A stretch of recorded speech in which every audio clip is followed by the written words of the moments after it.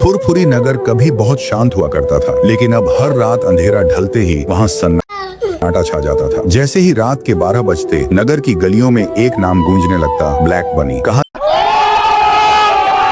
जाता था कि यह एक भटकती आत्मा है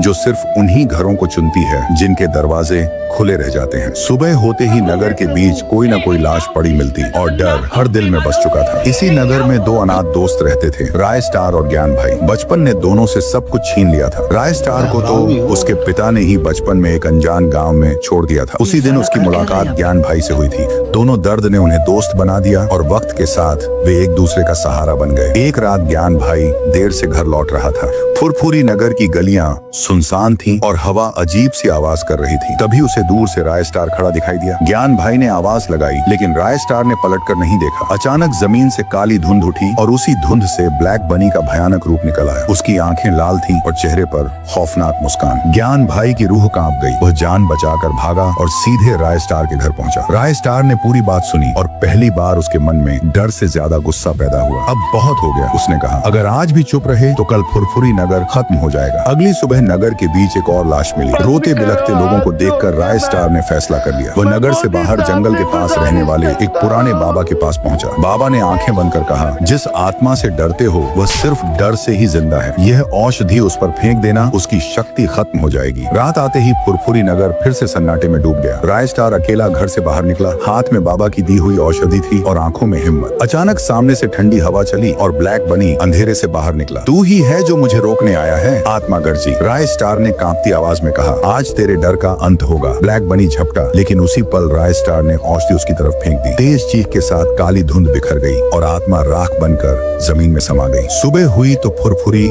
नगर की हवा बदल चुकी थी। दरवाजे खुले थे, चेहरे पर मुस्कान थी। राय स्टार और ज्ञान भाई ने पहली बार चैन की सांस ली। लेकिन नगर के लोग आज भी कहते हैं, अगर कभी रात में काली धुंध दिखे तो समझ लेना ब्लैक बनी भी कहीं न कहीं मौजूद है।